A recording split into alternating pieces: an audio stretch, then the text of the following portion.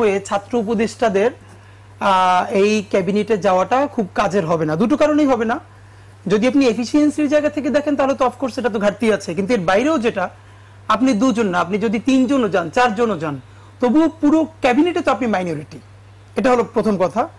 এখন আমাদের কথা হলো যে যেটা হতে পারতো হয় নাই, এটা বলে লাভ নাই, বরং পুরো আরো বেশি স্টুডেন্ট নিয়ে পুরো ক্যাবিনেটের সাথে একটা ওয়াচ ডগ, যে আমরা নিজেরা মন্ত্রী বা উপদেষ্টা হব না, কিন্তু কি সিদ্ধান্ত হচ্ছে প্রত্যেক জায়গায় আমরা থাকতে পারবো এবং আমাদেরকে দেখাতে হবে।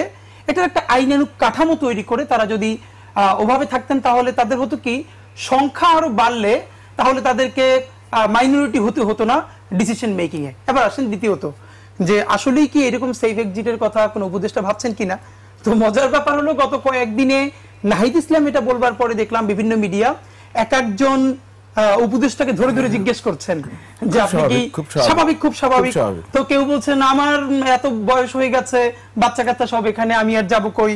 আবার কেউ বলেছে যে সারাদিন জীবন তো দেশের বাইরে কাটাই নাই, তাহলে আর কোথায় যাব। তো প্রথম কথা হলো, দেখেন যিনি চলে যাবেন তিনি তো মিডিয়ায় আজকে বলবেন না যে। না, আমি আপনার কাছে জানতে চাইছি যে আপনি তো এই জুলাই আন্দোলনের একজন, নাহিদ ইসলামকে তো আপনি চেনেন, আপনি বলছেন তিনি 1 মিনিটেই শেষ করে দিতে পারতেন। কি শেষ করতে পারতেন? আর সেফ এক্সিটের আসলেই আমাদের শিরোনামটা দেখবেন, কে কে যাচ্ছে আপনি চিন্তা করেন কিনা? হ্যাঁ, মানে কেউ না কেউ তো, ধরেন আমাদের যেটা ধারণা, আমরা তো গণ অভ্যুত্থানের ফসল ঘরে তুলতে পারিনি, এটা আমাদের কালেকটিভ ব্যর্থতা, এ নিয়ে আর কোনো কথা নেই, আমাদের সমস্ত রাজনৈতিক দলের এবং সবার ব্যর্থতা। কিন্তু প্রশ্ন যেটা হলো, আপনাকে একটা আমি জাস্ট ক্লু ধরিয়ে দেই, তাহলে আমরা বুঝতে পারবো যে আমাদের উপদেষ্টাদের মধ্যেও কেউ কেউ সেটার মধ্যে আছেন কিনা। যেমন এখন আমরা জানতে পারছি যে মেজর জেনারেল কবির, যিনি খুনি ফ্যাসিস্ট হাসিনার সাথে একই হেলিকপ্টারে পালালেন, ভালো কথা, পালানোর পরে এর মানে এখানে মেকানিজমটা এমন ভাবে থেকে গেল তিনি আবার বাংলাদেশে ফিরলেন, এবং এতদিন থাকবার পরে তার বিরুদ্ধে যখন প্রসিকিউশনে চার্জশিট দাখিল হলো, তারপরে তিনি এখন আবার আমরা শুনতে পাচ্ছি তিনি পালিয়ে গেছেন। তাহলে আপনি ভাবেন যে আর্মির এত গুরুত্বপূর্ণ অফিসার, তিনি বাংলাদেশের সমস্ত তথ্য নিয়ে হাসিনের সাথে পালাতে পারলেন না। আমি জাস্ট কারেক্ট করছি, দেখেন এখন এটা যদি সম্ভব হয়, তাহলে এই উপদেষ্টাদের মধ্যে দুই একজন কেউ সরাসরি দিল্লির এম্বাসি থেকে অথবা কোনো না কোনো এম্বাসি থেকে কানেক্টেড হয়ে তারপরে এখানে ফাংশন করছেন না, এইটা আমরা তো নিশ্চিত করে বলতে পারছি না, কিন্তু এর দায় কে নিবে? এইটা হলো আপনি বলেন কে নিবে, নাম্বার 1, নাম্বার 2 না number 3? Exactly, make it clear. হ্যাঁ, আমি এইটাই ক্লিয়ার করতে চাই। যেহেতু নাহিদ ইসলাম এই কথাটা বলেছেন, এর মানে অফকোর্স তার কাছে কনক্রিট তথ্য আছে। এখন যদি উনি এই কারণে বলে থাকেন যে এনসিপি কে সামনে কোনো সুবিধা পাওয়া দরকার, আমি এই কথাটা বললে প্রেসার তৈরি হবে, সুতরাং অন্য উপদেষ্টা যারা কথা শুনছে না তারা বাগে আসবে, আমি এটাকে অ্যাচিভমেন্টটা আমি আমার কোটে নিতে পারবো, তাহলে এটা নৈতিক হবে না।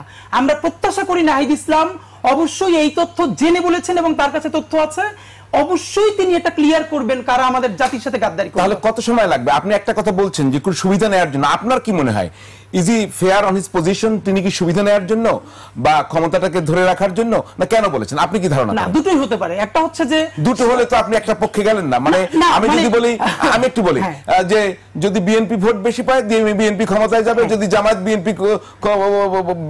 বেশি ভোট পায় ক্ষমতায় যাবে, এই অ্যানালাইসিস তো নাহিদ ইসলামের দুটো ক্যারেক্টার আছে, এটা আমাদেরকে কিন্তু অ্যাকনলেজ করতে হবে। নাহিদ ইসলাম প্রথমত এই গণ অভ্যুত্থানের অত্যন্ত শক্তিশালী একজন ব্যক্তি, আবার প্যারালালি নাহিদ ইসলাম এনসিপিরও আহ্বায়ক। তো এখন আমি দুইটার কোনটাকে সত্য বলে মনে করব? আপনি ধরেন এনসিপি হয় নাই বা এনসিপি ফেল করবে, এরপরেও কি নাহিদ ইসলামের যে সেই ভূমিকা সেটা কি আমরা মুছে দিতে পারবো? না, সেটাও পারবো না। তো আমি বরং আপনাকে এখন যেটা বলতে চাই, নাহিদ ইসলাম যে কথাটা বলেছেন সেটা এখন অবশ্যই তার নৈতিক দায় হয়ে দাঁড়িয়েছে সেটাকে খোলাসা করে বলা, কোন কোন উপদেষ্টা দিল্লি বা হাসিনার সাথে যোগসাজশ করে সেই এক্সিট ক্লিয়ার করতে চান, এবং তিনি সেটা এনসিপির আহ্বায়ক হিসেবে বলবেন না, গণ অভ্যুত্থানের সবথেকে গুরুত্বপূর্ণ শরিক হিসেবে বলবেন, এটা আমাদের প্রত্যাশা। তাহলে দায় কার? নাম্বার 1, 2, 3 আমি জানতে চাইছিলাম আপনার। না, এটা সবার, এই সরকারের যতজন আছে প্রত্যেকটা রাজনৈতিক দলের। ধরেন এইখানে কি বিএনপি, জামাত ইসলামী, আপনি তো একটা কমন কথা বলছেন। আমি নাম্বার, আপনি বলেন যে কার সবচেয়ে বেশি দায়, তার থেকে কার? এইখানে প্রথমত হলো, যখন সরকারটা গঠন হয় তখন তো সেই টেবিলে আমি ছিলাম না। এখন প্রথমত একটা মুশকিল আছে এনসিপির, আমাদের ভাই বন্ধুদের এখানে। দেখেন, এই গণ অভ্যুত্থানের সরকারের সুবিধা সবাই নিয়েছে। আমি যদি আপনাকে প্রশ্ন করি, সব থেকে বেশি মামলা প্রত্যাহার হয়েছে কার?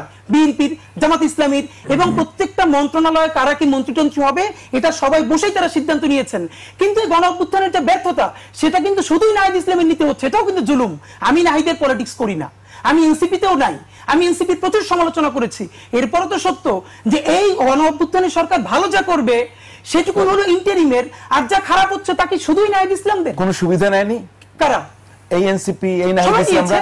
কিন্তু তারা আমি স্পেসিফিক আসি। হ্যাঁ অবশ্যই নিয়েছে। কিরকম? ধরেন আমি আপনাকে বলি, এখন কিছু হলো আপনি যদি এখন এটা বলেন যে নাহিদ ইসলাম যখন তিনি পদত্যাগ করলেন তারপরে তিনি যে ব্যাংকে স্টেটমেন্ট দিলেন, এখন আমার কাছে তো কনক্রিট এভিডেন্স নাই যে এর বাইরে আর কি কি লেনদেন হয়েছে। আমি বরং মিডিয়াকে বলতে চাই, আপনাদেরকে বলতে চাই যে এর বাইরেও কি নাহিদ ইসলাম কোনো করেছেন সেটা আমাদের সামনে আনেন না কেন? জি আব্দুল নূর তুষার, মানে জিনিসটা উনি একটা জায়গায় নিয়ে গেছে। আমি বলছি যে এটা কি কোনো চাপ সৃষ্টি করা, কোনো সুবিধা না? উনি তালিকা দুই রকম বলেছেন, কারা গাদ্দারি করেছে, কারা বেইমানি করেছে, আবার কারা সেফ এক্সিট চায়, মানে বিশাল তালিকা নিয়ে বসে আছেন, প্রকাশ করছেন না কেন? আসলে কি?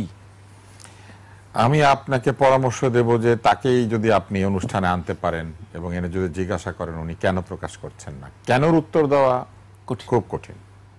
কিন্তু উনি যা করেছেন সে আচরণটাকে আমরা বিচার বিবেচনা করতে পারি।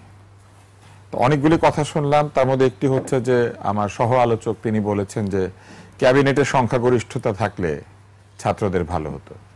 ক্যাবিনেট তো সংখ্যাগরিষ্ঠতা অথবা সংখ্যালঘিষ্ঠতা দিয়ে চলে না। ক্যাবিনেট তো তৈরি করেছেন তারাই, এবং তারা যোগ্য ব্যক্তিদেরকে ওইখানে দিয়েছেন। যোগ্য ব্যক্তিরা আবার সংখ্যাগরিষ্ঠ আর লঘিষ্ঠ কি? যোগ্যরা সব সমান, এবং তারা যোগ্যতা দিয়ে, মেধা দিয়ে, সততা দিয়ে, নিষ্ঠা দিয়ে তারা কাজ করবেন। অতএব সেখানে তো এরকম না যে আমরা 10 জন তোমরা 9 জন, অতএব আমরা সব যা বলবো অথবা আমরা মামুরা। হ্যাঁ, মানে যেটাই হোক। তো তার মানে ক্যাবিনেটের সংখ্যাগরিষ্ঠতার কোনো প্রয়োজন নাই। ক্যাবিনেট যদি সংসদীয় পদ্ধতিতে সরকার হয় তাহলে সংখ্যাগরিষ্ঠ দল ক্যাবিনেট তৈরি করে। কিন্তু এর মানে কি এই যে ক্যাবিনেটের মধ্যে বয়স্করা বেশি থাকলে তারা মিলে সিদ্ধান্ত নেয়, বা তরুণরা বেশি থাকলে তারা মিলে সিদ্ধান্ত নেয়? সেটা তো না, যৌক্তিক সিদ্ধান্ত নিবে, সেটাই তো ক্যাবিনেটের কাজ। ফলে ক্যাবিনেটের যদি অযৌক্তিক সিদ্ধান্ত হয়ে থাকে তাহলে এই দায় দায়িত্ব পুরো ক্যাবিনেটের নিতে হবে, এবং সেই ক্যাবিনেটের যিনি প্রধান উপদেষ্টা তাকেও নিতে হবে, কারণ তিনি তাদেরকে পছন্দ করেছেন, অথবা যারা তাদেরকে নিয়োগ দিয়েছেন তাদেরকে নিতে হবে। এখন যখন বলা হয়েছে যে এই ছাত্ররাই নিয়োগকর্তা, তাহলে নিয়োগকর্তাকে যে দায়িত্ব নিতে হবে যা কিছু ব্যর্থতার। এই জন্যই নাহিদ ইসলামের উপরে এটা আসছে। এই জন্য তো না যে নাহিদ ইসলামের উপরে এটা আসছে এটা জুলুম। এটা জুলুম হবে কেন? আর মামলা তো বেশি বিএনপির নামেই থাকবে। বিএনপিতে সবচেয়ে বেশি লোক, তাই না? তারপরে জামাতে সবচেয়ে বেশি লোক। তো যে দলে যত বেশি লোক সেই দলে তত বেশি মামলা। এখন যে মামলাগুলি হয়েছে অনেক ভুয়া মামলা হয়েছে না? তো কেন হয়েছে? কারণ আওয়ামী লীগের মধ্যেই সবচেয়ে বেশি লোক। কারণ জাসদের আপনি সবাই মামলা দিলে তো আওয়ামী লীগের সমান হবে না। জাসদের তো আমরা মামুরা মিলে 7 জন, তার মধ্যে 5 জন ধরেন কারাগারে, পিএস সহ কারাগারে ইনু সাহেবের। তো তার মানে মামলার সংখ্যা দিয়ে এটা বিবেচনা করা যাবে না। বিবেচনা করতে হবে validity and integrity of the decision, অর্থাৎ আপনি যে সিদ্ধান্ত নিয়েছেন ক্যাবিনেটে বা বিভিন্ন জায়গাতে, সেই সিদ্ধান্তগুলি সঠিক অথবা ভুল, ভালো অথবা মন্দ, এটা দিয়ে বিচার বিবেচনা করতে হবে। আমরা বেশি থাকলে বেশি। 3 জন ছাত্র উপদেষ্টা ছিলেন, তার মধ্যে একজন পদত্যাগ করে এনসিপি সভাপতি হয়েছেন। সভাপতি হওয়ার পরে এনসিপি বিভিন্ন ধরনের দাবি দাওয়া তুলেছে, এবং আমরা দেখেছি যে হাঁটতে হাঁটতে তারা প্রধান উপদেষ্টার দপ্তরে ঢুকে পড়েছেন বা বাসায় ঢুকে পড়েছেন। প্রধান উপদেষ্টা পদত্যাগ করবেন এই সংবাদ সবার আগে বের হয়ে নাহিদ এবং তার বন্ধুরাই দিয়েছেন, এবং তারা এক ধরনের যে পক্ষপাত বা আনুকূল্য পান সেটা তো আমরা লক্ষ্যই করেছি। দেশে এত এত পুরনো নতুন রাজনৈতিক দল থাকতে গেলেন কারা জাতিসংঘে? আমরা আর মামুরা। এই বিএনপি আর জামাত, যাদের নাকি অনেক অনেক মামলা মাফ করিয়ে ফেলেছে এবং যাদের উপর জুলুম হয়েছে, তারাই তো গেল। জুলুম প্রাপ্ত এবং আনুকূল্য প্রাপ্ত তারা মিলে গেল, এবং তারা গিয়ে একটু আগে আমি আর আমার সহ আলোচক হাদি আমরা এখানে বাইরে বসে নাস্তা করেছি সিদ্ধ ডিম দিয়ে, আর তারা ওখানে কাঁচা ডিম পেয়েছেন। কিন্তু এই যে ঘটনাটা যে ঘটেছে, এটা কেন ঘটেছে? এটাও ঘটেছে, এটা একটা ব্যর্থতা না? আমরা দেখলাম যে এনসিপি সেখানে সদস্য দিল, কিন্তু নিরাপত্তা বিধান করার দায়িত্ব দিল প্রধান উপদেষ্টার উপরে, এবং তারা পরে অভিযোগ করলো যে তাদের সঙ্গে জুলুম করা হয়েছে, তাদের নিরাপত্তার ব্যবস্থা করা হয় নাই। তো জামাত ইসলাম যদি নিজের দলের লোক দিয়ে নিরাপত্তা দিতে পারে, বিএনপি যদি তার নিজের অনুসারীদেরকে ওখানে হাজির করতে পারে, এনসিপি তাদের অনুসারীদেরকে হাজির করে নাই কেন? কারণ এনসিপি তো সরকারের অংশ, ওইখানে তাদের বন্ধুরা আছে, তারা সেটা মনে করে। এখন তারা বলছেন যে বেইমানি করেছে, গাদ্দারি করেছে। হ্যাঁ, গাদ্দারি করেছে। তাহলে বেইমানি আর গাদ্দারি কে করে? জুলিয়াস সিজারের পালিত পুত্র ব্রুটাস করে, কারণ সে জুলিয়াস সিজারের পরিবার। গাদ্দারি করতে গেলে আগে পরিবারের অংশ হতে হয়। তারপরে ধরেন জুডাস যীশু খ্রিস্টের সাথে গাদ্দারি করে। জুডাস তার প্রিয় শিষ্য, তাই না? গাদ্দারি করতে গেলে আগে আপনাকে ইমানদারি দেখাইতে হয়তো। জি। তো তার মানে তারা যাদেরকে ওখানে বসিয়েছিলেন তারাই করেছেন, তাহলে তারা ভালো মানুষ চিনেন না, তারা সিদ্ধান্ত গ্রহণে ভুল করেন। যারা একটা 10, 12, 15 সদস্যের উপদেষ্টা পরিষদে নিজের লোক দিতে গিয়ে ভুল করেন, তারা ভবিষ্যতে সরকার চালাবেন, তারা কি ভুল করবেন কি করবেন না এই সন্দেহ তো আমাদের মধ্যে এসে হাজির হবে। এইবার আসেন সেফ এক্সিট কি জিনিস। সেফ এক্সিট বলে কোনো শব্দ নাই। সেফ এক্সিট খোঁজে কে? সেফ এক্সিট খোঁজে হচ্ছে যে শীত কেটে আপনার বাড়িতে ঢুকেছে, সে নিরাপদে বের হতে চায়। যে দরজা দিয়ে ঢুকেছে তার আবার সেফ এক্সিট কি? সে তো সবার সামনে দিয়ে ঢুকেছে, সবার সামনে দিয়ে বের হয়ে যাবে বুক চিতিয়ে, এবং সে সম্মানের সাথে বের হবে। আমাদের বাড়িতে যখন অতিথি আসেন, ঢোকার সময় আমরা সালাম দেই, যাওয়ার সময় আমরা বলি আবার আসবেন। তো সেফ এক্সিট বলে কিছু নাই, অনারেবল এক্সিট আছে। চলে যাওয়ার সময় যেন মানুষ বলে আপনারা থাকলেই ভালো হতো। চলে যাওয়ার সময় যেন মানুষ বলে আবার আসবেন। জি। চলে যাওয়ার সময় যেন রাজনৈতিক দলগুলিকে বলে এমন লোকদেরকে জাতির পরিচালনা করার, দেশের রাষ্ট্রের পরিচালনা করা আপনারা সংযুক্ত করবেন, পরামর্শ নেবেন। কিন্তু সেফটি যখন একটি শব্দ আসে, নিরাপদ, এই নিরাপদ আসলে আমাদের সব জায়গাতেই থাকতে হয়। বাড়িতে আপনি একটা ইলেকট্রিক্যাল লাইন লাগালে ওইটাও নিরাপদ করতে হয়, এটা হচ্ছে এক ধরনের নিরাপত্তা। আর এইখানে উপদেষ্টাদের আলাদা করে নিরাপত্তার ব্যবস্থা করে উনি বলেছেন বলে দিব, সব বলে দিব বা বলে দিতে পারি। তো বলে দিব বলার দরকার কি? আপনি যদি জানেন যে কোনো উপদেষ্টা অন্যায় করেছেন, কার সাথে করছেন অন্যায়টা? ব্যক্তিগত কোনো মানুষের সঙ্গে, একজনের সাথে আরেকজনের না তো। ওনারা যদি কোনো অন্যায় করে থাকেন আমাদের সাথে করছেন, জনগণের সাথে, কারণ জনগণ তাদের উপরে বিশ্বাস করেছে, আস্থা রেখেছে। তাহলে জনগণের সাথে যারা আস্থা রাখছেন না, যে বেইমানির কথা উনি বলছেন, সেই বেইমানি তো তাহলে জনগণের সাথে হচ্ছে। তো ওনারা না জনগণের দল, ওনারা না জনগণের অভিপ্রায়, ওনারা না জনগণের রায় নিয়ে দেশ পরিচালনা করবেন? তাহলে জনগণের স্বার্থহানি হচ্ছে, অথচ তিনি নামটা বালিশের তলে রেখে বসে আছেন। জনগণ হিসেবে এটা আমার প্রশ্ন, যে আপনি কেন বলবেন না? আপনি বলবেন গাদ্দার, বলবেন বিশ্বাসঘাতক, বলবেন বেঈমান, বলবেন কি হচ্ছে জানেন সব, এবং সময় মতো বলবো। সময়টা কখন? সময়টা কি নিজের স্বার্থ বিপন্ন হলে শুধুমাত্র? ওনারা নিশ্চয়ই এমন কিছু করেছেন যেখানে অন্য কারো স্বার্থ বিপন্ন হয়েছে। তো সেই কথাগুলি যৌক্তিক প্রশ্ন। আরেকটা ব্যাপার আছে,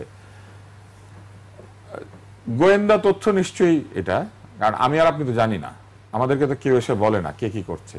অথবা মন্ত্রিসভার ভেতরে যারা আছেন, উপদেষ্টা মন্ডলীর ভেতরে যারা আছেন, তাদের ভেতর থেকে তারা সংবাদ পান। সংবাদ যদি অথেন্টিক হতে হয় তাহলে সোর্স অথেন্টিক হতে হবে। অথেন্টিক সোর্স থেকে প্রাপ্ত খবর যদি তাদের কাছে থাকে, তাহলে সেই অথেন্টিক সোর্স থেকে প্রাপ্ত খবর গোয়েন্দাদের কাছে আছে। জি। তাহলে সেই গোয়েন্দারা কেন নুসরাত ফারি আওয়ামী লীগকে টাকা দেয় এইটা আবিষ্কার করতে পারে, অথচ এত বড় দুর্নীতি বা এত বড় বেইমানি হয়ে যাচ্ছে সেটা কেন আবিষ্কার করতে পারে না? তো এইটা তো আমার কাছে প্রশ্ন। আমি হাদি ভাইকে একটু জানতে চাই, দুটো জিনিস বলছেন। অপবিশ্বাস টাকা দেয়, এটা বলেছে না, আছে না মামলা?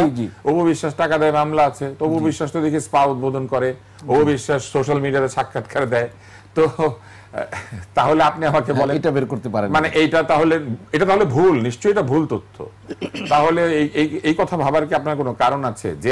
যে এস আলম 2 লক্ষ কোটি টাকা নিয়ে পালিয়ে গিয়েছেন বলে লোকে মনে করে, যে এস আলম ইটিভি দখল করে নিয়েছিলেন, তো সেই টাকা পয়সা থাকতে ওরা নুসরাত ফারি কয় টাকা পায় সিনেমা করে? তারা আওয়ামী লীগ নুসরাত ফারির কাছে টাকা নেয়? মানে এগুলো অদ্ভুত তথ্য না? এগুলো হচ্ছে যে বাসন চুরি করে সাবের হোসেন চৌধুরী, ঘড়ি চুরি করে হচ্ছে কি জানি ফখরুল ইসলাম আলমগীর, এই টাইপের মামলা। এইসব মামলা তো কেন দিবে বলেন? তার মানে বিশ্বাসযোগ্যতার অভাব এবং অদ্ভুত অদ্ভুত কাণ্ড কারখানা করেছে বলে আজকে এই ধরনের প্রশ্ন উঠছে।